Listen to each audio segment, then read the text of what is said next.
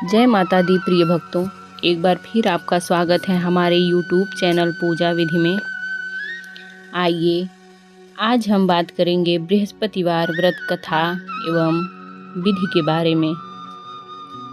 तो चलिए वीडियो शुरुआत करते हैं। बृहस्पतिवार व्रत कथा की विधि। इस दिन बृहस्पति देव महादेव जी की पूजा होती है।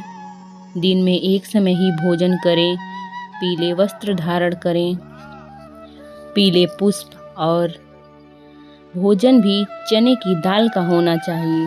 नमक नहीं खाना चाहिए।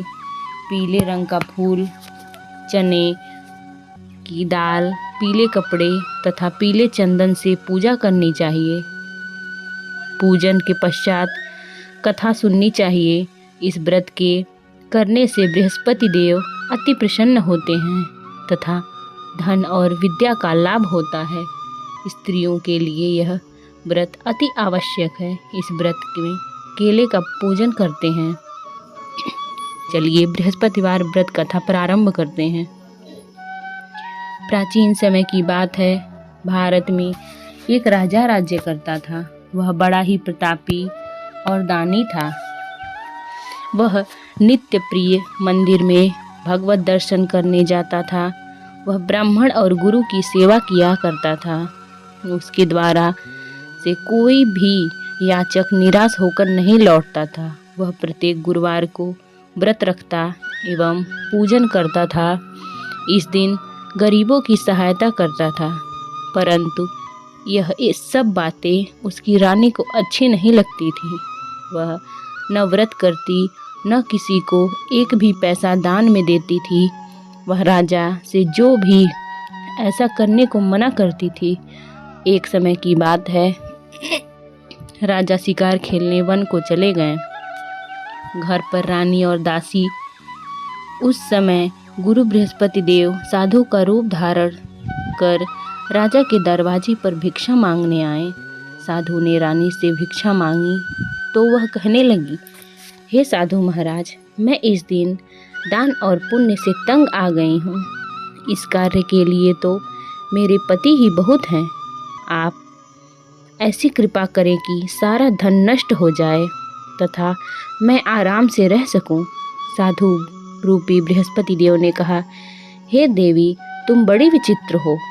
संतान और धन से कोई दुखी होता है, इसको सभी चाहते हैं। पापी भी पुत्र और धन की इच्छा रखता है।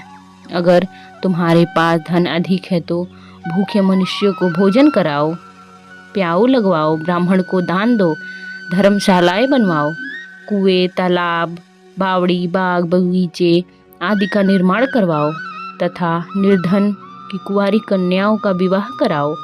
साथ ही यज्ञानी करो। इस प्रकार के कर्मों से अपने कुल का और अपना नाम परलोक में भी सार्थक होगा एवं तुम्हें भी स्वर्ग की प्राप्ति होगी। परंतु रानी साधु की इन बातों से खुश नहीं हुई। उसने कहा, हे साधु महाराज, मुझे ऐसा धन की आवश्यकता नहीं जिसको मैं अन्य लोगों को दान देती फिरूं, तब जिसको रखने और संभालने में ही मेरा सारा समय नष्ट हो जाए। साधु ने कहा, हे देवी, यदि तुम्हारी ऐसी ही इच्छा है तो जैसा मैं तुम्हें बताता हूँ तुम वैसा ही करना। बृहस्पतिवार के दिन घर आंगन को गोबर से लीपना, अपने केसों को पीली मिट्टी से धोना, केसों को धोते समय स्नान करना, राजा से कहना वह हजामत कराएं। भोजन में मांस मदिरा खाना, कपड़े धोबी के यहाँ धुला देना। इस प्रकार 7 बृहस्पतिवार करने से तुम्हारा सारा धन नष्ट हो जाएगा। यह कहकर साधु महाराज रूपी बृहस्पति देव अंतर्ध्यान हो गए और रानी साधु के कहने के अनुसार 7 बृहस्पतिवार तक वैसा ही करने का विचार किया। साधु के बताए अनुसार कार्य करते हुए केवल 3 बृहस्पतिवार ही बीते थे कि उसकी समस्त धन संपत्ति नष्ट हो गई। भोजन के लिए दोनों समय परिवार तरसने लगा तथा सांसारिक भोगों से दुखी रहने लगा।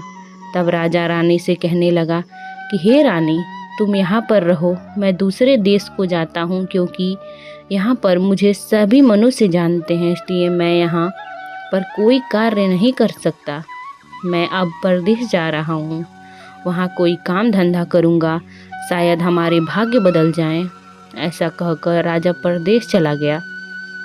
वह वहाँ जंगल से लकड़ी काट कर लाता और शहर में बेचता।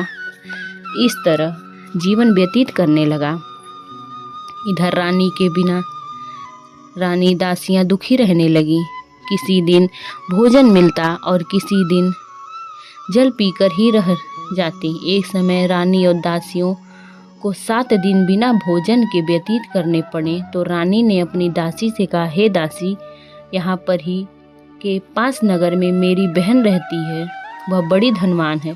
तू उसके पास जा और वहाँ से 5 सेर बेझर मांगकर ले आ, जिससे कुछ समय के लिए गुजारा हो जाएगा। दासी रानी की बहन के पास गई।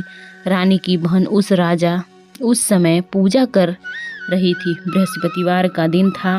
दासी ने रानी की बहन से कहा, हे रानी, मुझे आपकी बहन ने भेजा है, मुझे 5 सेर बेझर दे दो।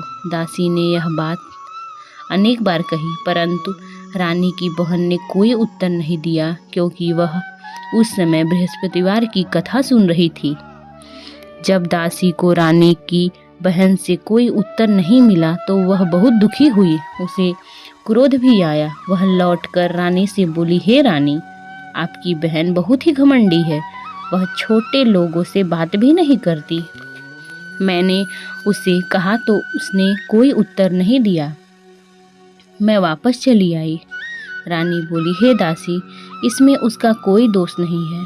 जब बुरे दिन आते हैं तो कोई सहारा नहीं देता। अच्छे बुरे का पता विपत्ति में ही लगता है। जो ईश्वर की इच्छा होगी वही होगा। यह सब हमारे भाग्य का दोष है। उधर रानी की बहन ने सोचा कि मेरी बहन की दासी आई थी, परंतु मैं उससे नहीं बोली, इससे वह बहुत दुखी हुई होगी। अतः कथा सुन और बृहस्पति भगवान का पूजन समाप्त कर वह अपनी बहन के घर आई। कहने लगी, हे बहन, मैं बृहस्पतिवार का व्रत कर रही थी, तुम्हारी दासी हमारे घर गई थी, परंतु जब तक कथा होती तब तक हम लोग न उठते और न बोलते, इसलिए मैं नहीं बोली। कहो दासी, क्यों गई? रानी बोली, बहन, हमारे घर अनाज नहीं था। वैसे तुमसे कोई बात छिपी नहीं है, इस कारण मैंने दासी को तुम्हारे पास 5 सेर बेझर लेने के लिए भेजा था। रानी की बहन बोली, बहन देखो, बृहस्पति भगवान सबकी मनोकामना पूर्ण करते हैं। देखो, शायद तुम्हारे घर में ही अनाज रखा हो। यह सुनकर दासी घर के अंदर गई तो वहाँ उसे एक घड़ा बेझर का भरा मिला। उसे बड़ी हैरानी हुई, क्योंकि उसने एक एक बर्तन देख लिया था। उसने बाहर आकर रानी को बताया। दासी अपनी रानी से कहने लगी, हे रानी, देखो, वैसे हमको जब अन्न नहीं मिलता तो हम रोज ही व्रत करते हैं। अगर इस व्रत की विधि और कथा पूछ ली जाए तो हम भी कर लिया करेंगे। दासी के कहने पर रानी ने अपनी बहन से बृहस्पतिवार व्रत के बारे में पूछा। उसकी बहन ने बताया, हे रानी, बृहस्पतिवार को सूर्योदय से उठ स्नान करके बृहस्पतिवार का व्रत करना चाहिए, लेकिन उस दिन सिर नहीं धोना चाहिए। बृहस्पतिवार के दिन चने की दाल और मुनक्के से विष्णु भगवान का केले के वृक्ष की जड़ के पूजन करें तथा दीपक जलाएं। उस दिन एक ही समय भोजन करें। भोजन पीले खाद्य पदार्थ का करें तथा कथा सुने। इस प्रकार करने से गुरु भगवान प्रसन्न होते हैं, अन्न पुत्र धन देते हैं। इस व्रत और पूजन की विधि बताकर रानी की बहन अपने घर लौट गई। रानी और दासी दोनों ने निश्चय किया कि वे बृहस्पति देव भगवान का पूजन जरूर करेंगी। 7 दिन बाद जब बृहस्पतिवार आया तो उसने व्रत रखा। घुड़सवार में जाकर चना और गुड़ बीन लाई। तभी उसकी दाल से केले की जड़ में विष्णु भगवान का पूजन किया। अब भोजन कहाँ से आए? दोनों बड़ी दुखी हुई, परंतु उन्होंने व्रत किया था इस कारण बृहस्पति देव भगवान प्रसन्न थे। वे एक साधारण व्यक्ति के रूप में 2 थालों में सुंदर पीला भोजन लेकर आए और दासी को देकर बोले, हे दासी, यह भोजन तुम्हारे और रानी के लिए है, तुम दोनों करना। दासी भोजन पाकर बड़ी प्रसन्न हुई और रानी से बोली, रानी जी भोजन कर लो। रानी को भोजन आने के बारे में कुछ पता न था, इसलिए वह दासी से बोली, जा तू ही भोजन कर, क्योंकि तू हमारी व्यर्थ में हंसी उड़ाती है। दासी बोली, एक व्यक्ति अभी भोजन दे गया। रानी कहने लगी, वह भोजन तेरे लिए दे गया, तू ही भोजन कर। दासी ने कहा, वह व्यक्ति हम दोनों के लिए 2 थालों में भोजन दे गया है, इसलिए मैं और आप दोनों ही साथ साथ भोजन करेंगी। फिर दोनों ने गुरु भगवान को नमस्कार कर भोजन प्रारंभ किया। उसके बाद से वे प्रत्येक बृहस्पतिवार को गुरु भगवान का व्रत और पूजन करने लगी। बृहस्पतिवार भगवान की कृपा से उनके पास धन हो गया, परंतु रानी फिर पहले की तरह से आलस्य करने लगी। तब दासी बोली, देखो रानी, तुम पहले भी इस प्रकार आलस्य करती थी, तुम्हें धन के रखने में कष्ट होता था, इस कारण सभी धन नष्ट हो गया। अब गुरु भगवान की कृपा से धन मिला है तो फिर तुम वही आलस्य करती हो।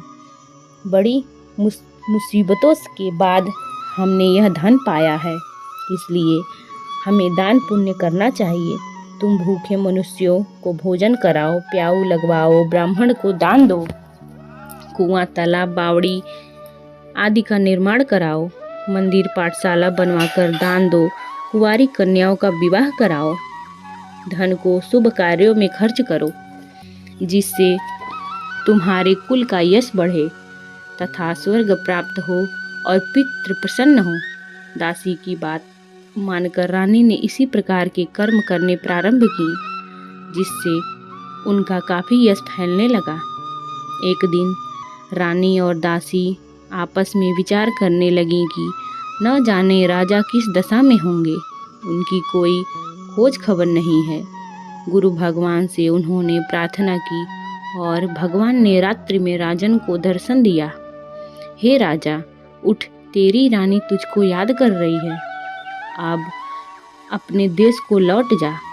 राजा प्रातःकाल उठकर जंगल से लकड़ियां काटने लगे और जंगल की ओर चल पड़ा। जंगल से गुजरते हुए वह सोचने लगा कि रानी की गलती से कितने दुख भोगने पड़े। राजपाट छोड़कर उसे जंगल में आकर रहना पड़ा। जंगल से लकड़ियां काटकर उन्हें बेचकर गुजारा करना पड़ा। उसी समय उस जंगल में बृहस्पति देव एक साधु का रूप धारण कर आए और राजा के पास आकर बोले, हे लकड़हारे, तुम किस सुनसान जंगल में चिंता में बैठे हो, मुझे बतलाओ।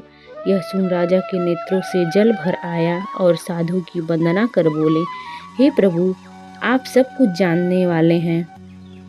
इतना कहकर राजा ने साधु को अपने संपूर्ण कहानी सुना दी। महात्मा से स्वभाव में ही दयालु होते हैं। वे राजा से बोले, हे राजन, तुम्हारी पत्नी ने बृहस्पति देव के प्रति अपराध किया था, जिसके कारण तुम्हारी यह दशा हुई है। अब तुम किसी प्रकार की चिंता मत करो, भगवान तुम्हें पहले से अधिक धन देंगे। देखो, तुम्हारी पत्नी ने बृहस्पतिवार का व्रत करना प्रारंभ कर दिया, अब तुम भी बृहस्पतिवार का व्रत करने लगो। चने की दाल व गुड़ और जल को लोटे में डालकर केले के पत्ते से भगवान विष्णु का पूजन करो, फिर कथा कहो या सुनो।